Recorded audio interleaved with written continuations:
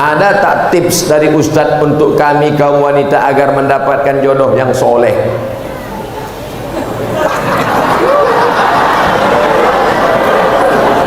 Jodoh itu rezeki apa tak rezeki?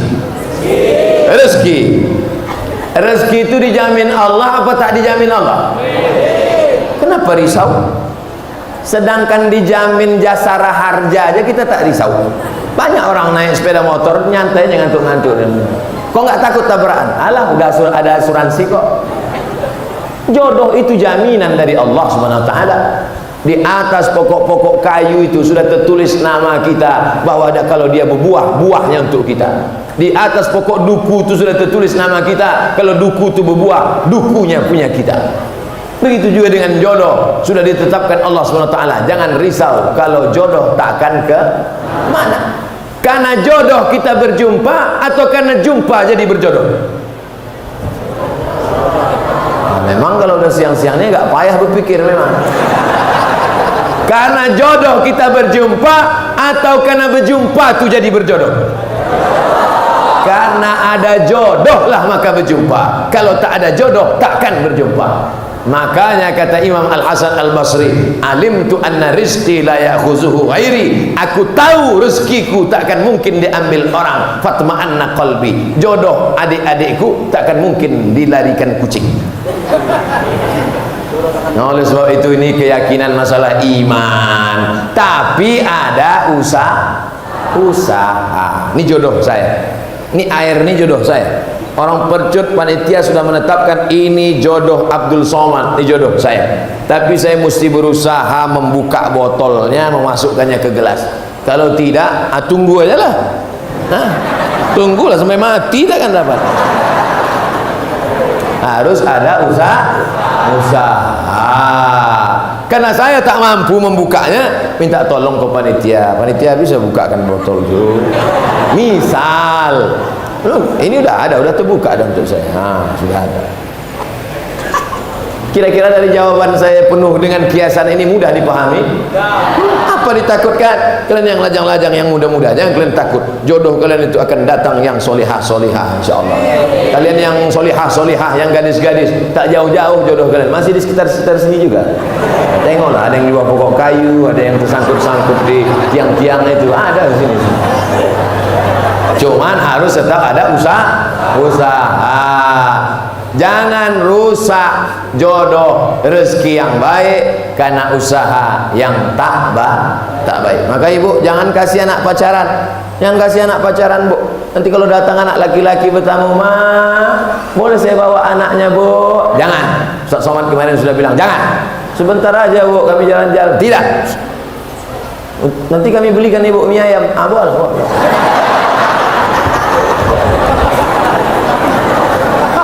Murah kali anak gadis. Ustaz, saya mengizinkan suami saya kawin lagi. Nampaknya yang menulis ini laki-laki, tapi dalam hati kita dongkol. Bagaimana tuh Pak Ustaz? Masuk surga apa tidak? Masuk, cuma agak lambat sedikit.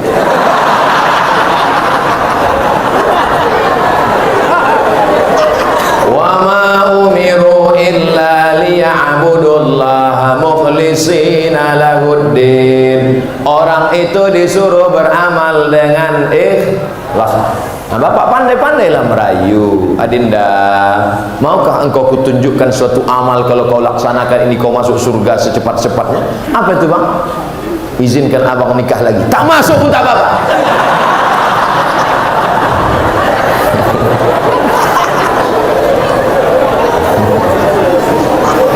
Ibu jangan takut suaminya nikah lagi, karena Negara Kesatuan Republik Indonesia sudah menetapkan peraturan mereka tak mungkin bisa nikah kalau tidak ada tanda tangan dari istri pertama di atas matre 6.000. Oleh sebab itu ibu hati-hati kalau ada di laci nampak matre 6.000. Kalau buka laci nampak matre 6.000, apa ini, Bang?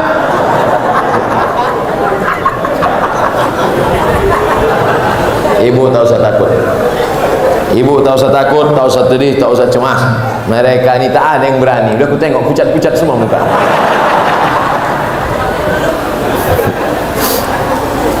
Ustadz, apa hukumnya ikut asuransi? Kita menabung 350.000 dalam jangka 1 tahun, uang kita menjadi 25 juta, haram. Jadi Pak Ustadz, tarik duitmu balik. Bunga, riba, haram. Ustadz ada ikut? Enggak, saya tak ada ikut. Asuransi kecelakaan mobil, tak ada ikut. Jadi kalau Ustadz tabrakan, masuk bengkel, bayar. Pernah Ustaz kecelakaan, ditabrak dari depan pernah, dari belakang pernah, dari samping pernah, tak mati-mati.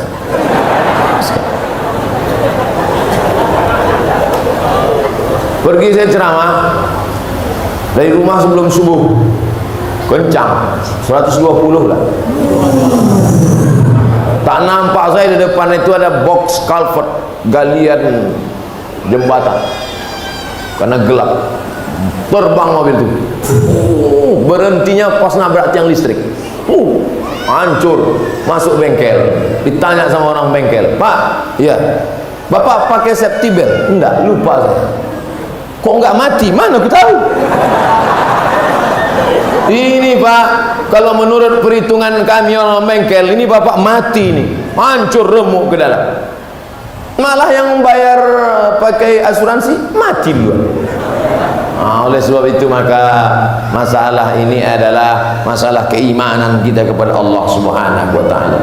Bagaimana hukumnya mengadakan jamu laut, kenduri, nelayan dengan memotong kepala kambing, kepala kerbau untuk menghanyutkannya ke laut? Di Mesir itu harus dihanyutkan anak gadis. Karena kalau tak dihanyutkan anak gadis, air sungai Nil ditahan sama jin. Air kering. Kalau air sungai Nil kering, maka nanti gandum tak tumbuh, ikan tak datang, orang Mesir mati. Datanglah gubernur Mesir namanya Amr bin As. Kata Amr bin As, jangan kalian lanjutkan lagi anak gadis. Jangan kalian lanjutkan anak gadis di sungai Nil. Haram membunuh anak gadis untuk jin. Tak boleh. Kata orang Mesir, kalau tak kita hanyutkan anak gadis, kita mati di Mesir ini, wahai gubernur. Akhirnya Amr bin As membuat secari kertas surat, wahai Khalifah Umar bin Khattab, tolong kau tulis, tolong kau kasih fatwa, apa hukum menghanyutkan anak gadis ke sungai Nil. Datang Umar bin Khattab, dibalasnya lah, kasih amplop, nih hanyutkan ke sungai Nil. Surat dari Umar bin Khattab, hanyutkan ke sungai Nil. Sebelum dihanyutkan ke sungai Nil, dibuka oleh Amr bin As. Dia mau tahu apa isinya. Min Abdillah, dari hamba Allah Umar bin Khattab, ila nahrin Nil, kepada sungai Nil. In kunta tajri min qibalillah fajri, kalau kau mengalir karena Allah, mengalirlah. Wa in kunta tajri min qibali nafsik fala tajri, kalau kau mengalir karena dirimu, tak usah kau mengalir sampai hari kiamat. Dicampakkan surat itu ke sungai Nil. Besok pagi naik air sungai Nil 16 jengkal naik ke atas.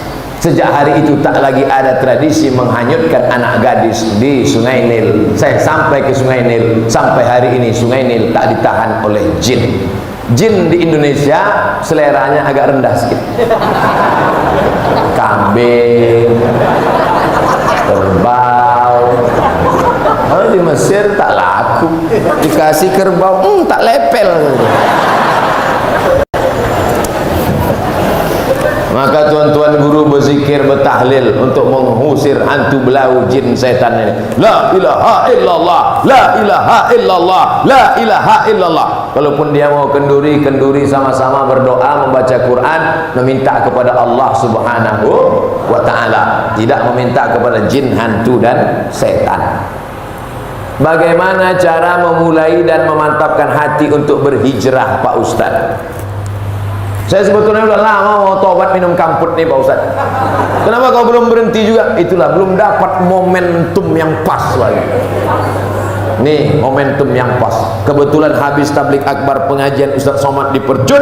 Kebetulan pula ini ujung bulan Zulhijjah mau masuk 1 Muharram. Sejak hari ini berhenti pakai sabu-sabu narkoba. Setuju? Sejak hari ini berhenti mabuk-mabuk, selingkuh dan buat dosa. Setuju? setelah tekad berhenti, buang semua botol-botol minuman. Yang selingkuh buang nama-nama mantan-mantan itu, mantan 1, mantan 2, mantan 3, mantan 4, mantan 5, buang semua. Setelah itu ikut pengajian, menggabungkan diri dengan komunitas remaja masjid. Ada buat BKPRM, Badan Kontak Persatuan Remaja Masjid Sumatera Utara, Medan, Deli Serdang, ikut menggabungkan diri. Jangan sendirian, karena setan mendatangi orang yang sendirian. Zuhur berjamaah, asar berjamaah, komunitas berjamaah. Jangan lagi berkawan sama mereka. Saya berkawan sama mereka untuk gaul aja Pak Ustadz. Nanti kau mau memancing mereka, rupanya bukan tukang pancing dapat ikan, tapi tukang pancing dilarikan ikan. Kau rasa kau sudah kuat? Oh, udah kuat ini Pak Ustadz. Mancing. Iya kalau datang ikan gembung, kalau ikan paus.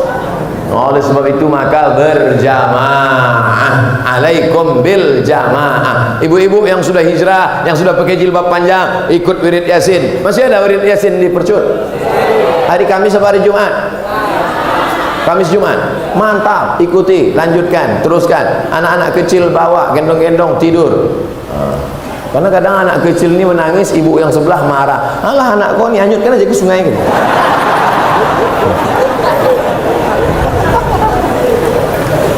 Ustadz, bagaimana jalan keluarnya menurut pandangan Ustadz tentang kurangnya minat pemuda Islam terhadap organisasi remaja masjid? Baru ku bilang tadi.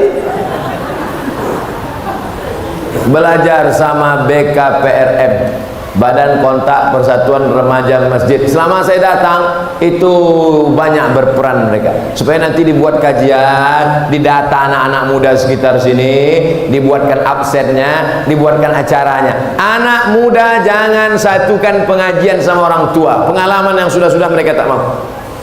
Anak muda, kenapa kalian tak mau datang? Disatukan pula kami sama orang tua. Kami Pak Ustaz takut. Takut kenapa? Asal kami tengok orang tua mau mati aja bawaan kami. Maka anak muda ini dibuat pengajian khusus anak muda. Ustadznya pun janganlah undang ustadz tua macam Ustadz Somad. Undanglah ustadz anak muda macam Ustadz Hanan At-Taqi.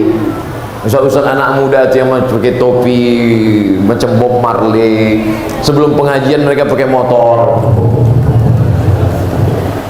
pakai celana jeans, koyak-koyak, tapi di dalamnya pakai karet celana panjang, main skateboard, main futsal, pakai audio visual, pakai layar, nonton bareng. Nah itu, jadi anak muda tak bisa dia ikut sama orang tua. Apalagi bapak-bapak itu pengajian. Judul pengajian kita malam ini adalah bagaimana menghadapi sakaratul maut. Bisa. Anak muda ini tak mau ceramah panjang-panjang. Dia pengajiannya paling lama 15 menit. Lebih banyak dialog interaktif, ngobrol. Diundang situ Pak Polisi. Bapak Ibu, Bapak jangan ikut dulu ya. Pagi hari Ahad khusus pengajian anak muda di Percut. Menghadirkan 4 dokter, polisi, tentara, ustadz. Judulnya bahaya narkoba bagi anak muda. Sebelum acara nonton dulu, tengok anak muda yang sakau. Tengok tuh, nanti kalau kalian main macam itu kalian ada.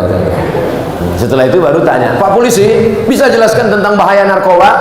Menurut Undang-Undang Negara Republik Indonesia kalau pakai narkoba menurut penjara.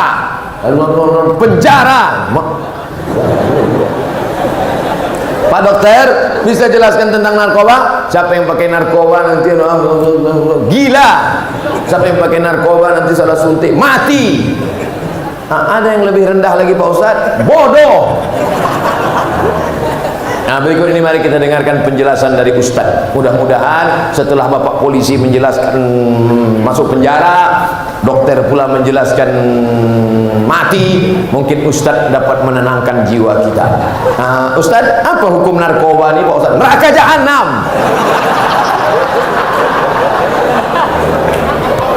Itu hari Ahad. Hari Ahad depan buat lagi. Orang tua bapak-bapak tak ikut lagi. Hari Ahad yang kedua ini, kemarin kita sudah bahas narkoba. Ada hari Ahad ini, anak-anak remaja yang perempuan laki-laki, kita khusus praktek memandikan jenazah.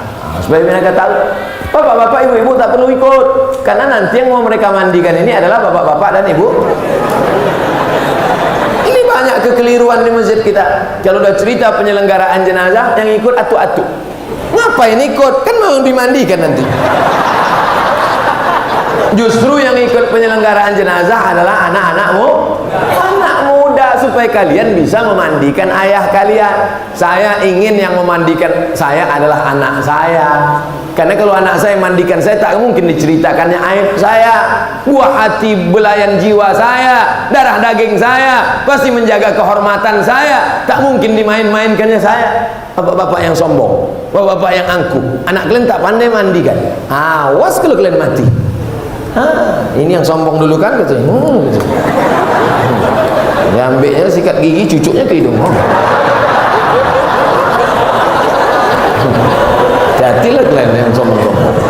Ibu yang kaya-kaya, yang angkuh-angkuh, yang sombong-sombong. Pas mandi nanti, anak ibu tak pandai mandikan. Siapa keluarga yang bisa mandikan? Jadi siapa? Kami serahkan aja. Sementara itu dulu ibu-ibu yang selalu diejek-ejeknya, karena miskin, karena susah. Tutupnya pintu. Anak-anak jangan ikut ya, kunci pintu. Kau dulu sombong kan? Mana masuk?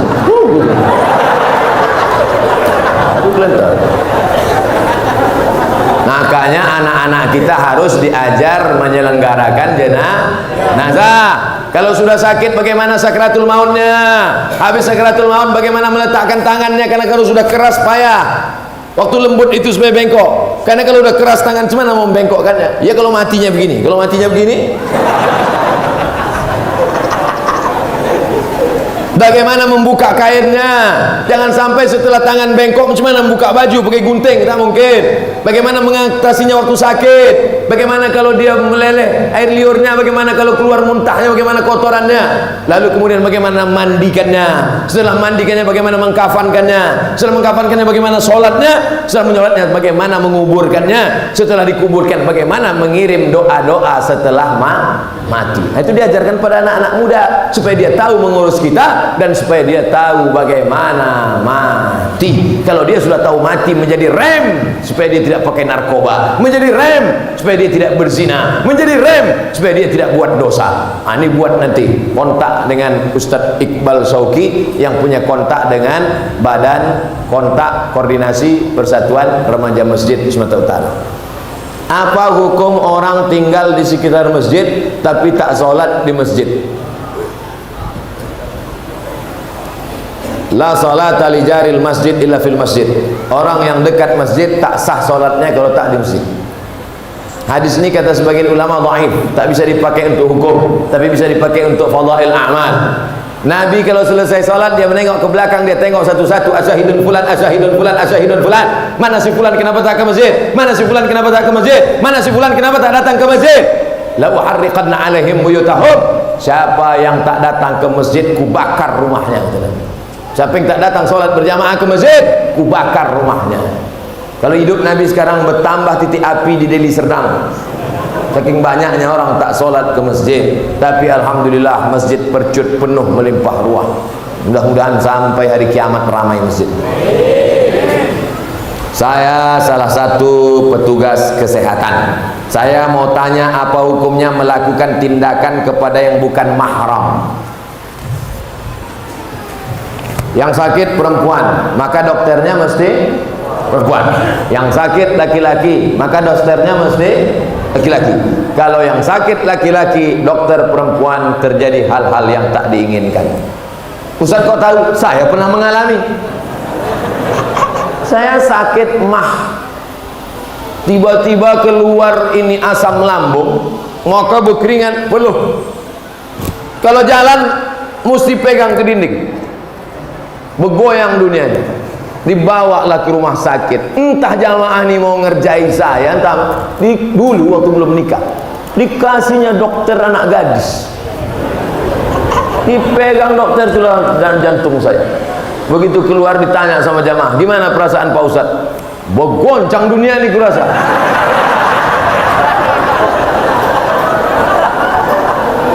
Ingat saya orang ngerjai saya itu sekarang. Oleh sebab itu akan datang dokter laki-laki dengan dokter laki-laki, dokter perempuan dengan dokter perempuan. Sekarang tak seimbang antara banyaknya dokter SPOG, spesialis obgyn, spesialis kandungan, dengan perempuan yang mengandung. Karena tak seimbang banyaknya dokter perempuan dengan perempuan yang mengandung, akhirnya mau tak mau dipakailah dokter laki-laki. Karena pilihannya hanya dua, pilih dua.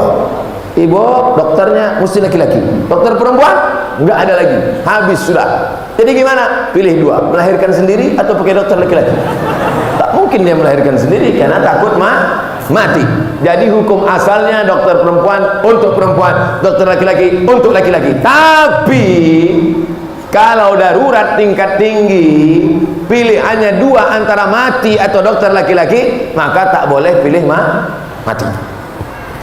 Bang, aku hamil nih, nanti melahirkan anak mesti dokter perempuan bang. Mohon maaf dek, dokter perempuan sudah habis. Jadi paksa dokter laki-laki. Aku tak mau. Pilihannya cuma dua dek. Kau pakai dokter laki-laki atau mati? Aku pilih mati aja. Tak boleh. Darurat, ad-darurat tubihul mahzurat. Begitu juga kalau ada kecelakaan di kampung, kebetulan pasiennya perempuan, satu-satunya dokter puskesmas laki-laki, tiba-tiba terjadi, pilihannya dua, tolong karena darahnya sudah habis banyak, atau dibiarkan. Tiba-tiba datang Pak Dokter, gimana nih Pak Dokter? Kita biarkan aja dia mati. Harus tolong, karena di situ ada darurat. Pelajaran dari sini, anak-anak ibu yang perempuan masukkan ke fakultas kedokteran supaya dia bisa beramal menolong pasien perempuan muslimah. Amin. Bagaimana menjadi sebaik-baik wanita yang kelak Allah janjikan masuk ke dalam surga? Posisi saya sebagai istri hanya salah sama suami. Bagaimana cara saya menebus kesalahan saya Pak Ustadz? Ciri perempuan solehah ada 4. Iza amartaha ata'atka, kalau disuruh dia patuh. Ciri perempuan solehah pertama, kalau dia suruh ata'atka, kalau disuruh patuh. Adinda, masakkan abang, sudah siap bang. Kok cepat kali? Aku beli nasi bungkus tadi.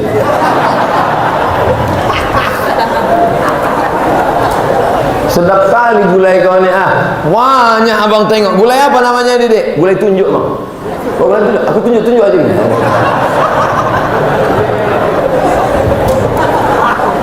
Dua, iza nazarta ilaiha sa'aratka, kalau kau tengok dia hatimu senang. Itu ciri perempuan soleh.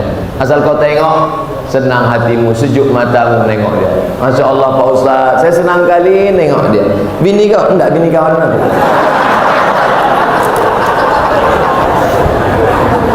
Idza nazarta ilaiha sarratka, kalau kau tengok dia hatimu senang. Idza amartaha ata'atka, kalau kau suruh dia patuh. Yang ketiga, idza ghibta anha, kalau kau pergi dijaganya hartamu dan anakmu. Pergi kau, anakmu dan hartamu dijaganya. Jangan sampai pergi kau 1 hari hilang kulkas, pergi sehari lagi hilang rumah, pergi 3 hari dia hilang. Yang keempat, selalu didoakannya engkau, doakannya yang baik Pak. Walaupun laki itu Fir'aun, tetap istri Fir'aun mendoakan yang baik. Siapa nama istri Fir'aun? Asiyah.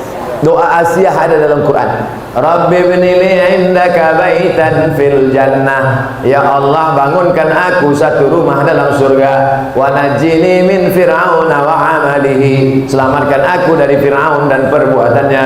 Wa najini minal qaumiz zalimin, selamatkan aku dari orang yang zalim. Ibu-ibu yang lakinya agak-agak macam Fir'aun, baca doa. Kita doa sama-sama.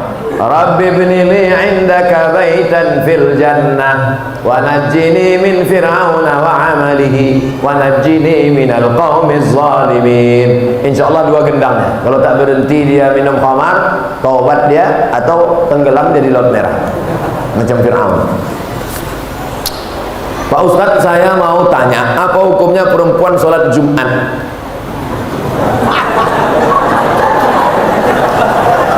Nanti ibu pergi umrah bulan Januari, umrah bersama Ustadz Abdul Somad. dengan Grand Sofa Nauli Ustadz Iqbal. Bulan Januari kita pergi umroh bersama. Ongkosnya Pak Ustadz bayar masing-masing. Nanti itu kebetulan ada hari Jumat. Hari Jumat di Makkah atau hari Jumat di Madinah, dan perempuan di sana sholat Jumat. Maka ibu sholat Jumat, dengarkan khutbah Jumat. Tapi kami tak paham khutbah Jumat pakai bahasa Arab Pak Ustaz. Ada translator by Indonesian language, pakai airport. Gimana khutbah di Makkah tadi Bu? Entah tidur. Jadi perempuan sholat Jumat hukumnya mubah, boleh. Dan perempuan kalau sudah sholat Jumat tidak perlu sholat zuhur. Kenapa perempuan tak boleh sholat Jumat? Siapa yang bilang tak boleh? Inilah dia bertanya, dia belum jawab. Perempuan sholat Jumat boleh. Di Makkah, Madinah, di Jawa pun di sebagian tempat ada sholat Jumat. Dan perempuan kalau sudah sholat Jumat tak perlu sholat zuhur. Saya bilang tak boleh. Kenapa perempuan nunggu laki-laki pulang sholat Jumat baru sholat zuhur? Karena zaman dulu tak ada jam. Zaman dulu tak ada jam. Jadi dia nunggu di rumah. Balik lakinya, barulah. Oh, abang udah sholat Jumat tadi bang? Udah, baru dia sholat. Padahal lakinya itu singgah pula main gaplik kejap. Sholat Jumat masuk waktunya sama dengan waktu sholat zuhur. Sekarang jam 12.29. Allahu Akbar, Allahu Akbar. Habis azan ibu sholat, karena sudah masuk waktu sholat. Cuman zaman dulu takut kalau nengok matahari entah mendung. Maka jangan ikut azan HP. Azan HP itu tak semuanya betul. Apalagi waktu sedang buka puasa. Udah makan rupanya setelan jam Jakarta. Semoga Pak Ustadz dalam lindungan Allah, amin. Di daerah kami ini dominan sebagai pedagang ikan. Apakah riba dalam berdagang ikan? Jual gandum bayar gandum, riba. Jual korma bayar korma, riba. Jual emas bayar emas, riba. Jual garam bayar garam, riba. Adapun jual ikan bayar duit, tak riba. Karena di situ ada transaksi jual beli. Aku beli ikan ini sekilo 50.000 tunai, sah. Selama tak ada tipu. Bagus ikan ni, bagus. Coba tengok insangnya merah kan? Merah. Rupanya darah daging kurban. Dilepoh-lepoh kayak gitu. Merah. Oleh sebab itu jangan tipu. Kadang-kadang ikan ini sampai lalat pun tak mau hinggap di situ. Ada lalat tak mau hinggap di ikan, karena ikan sudah disiram formalin, segar ikan. Lalat pun tak mau. Datang orang kaya itu beli ikan. Wah, ini ikan bagus. Banyak orang kaya cepat mati gara-gara makan ikan formalin. Lalat pun heran. Aku aja tak mau, kalian mau kita lalat.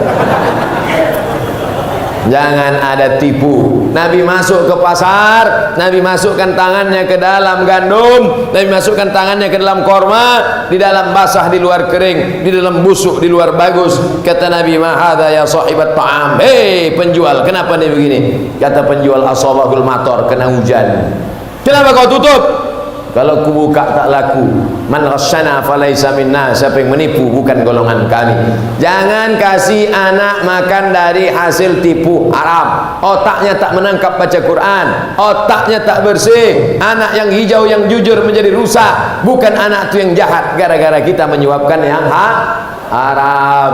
Makan nasi halal tapi diberi dari uang haram, maka darah daging sepiring nasi berubah menjadi setetes darah, setetes darah berubah menjadi segumpal daging, daging dalam kulit membalut tulang. Ayyuma lahmin nabata min haramin, setiap daging tumbuh dari yang haram, fannaru aula bih, tempatnya api neraka jahanam. Mudah-mudahan kita selamat dari makan haram. Terima kasih sudah menonton ceramah Ustadz Abdul Somad. Semoga yang nonton diberikan kesehatan panjang umur dan mendapatkan pelajaran dan mengamalkan apa sang disampaikan Ustadz Abdul Somad.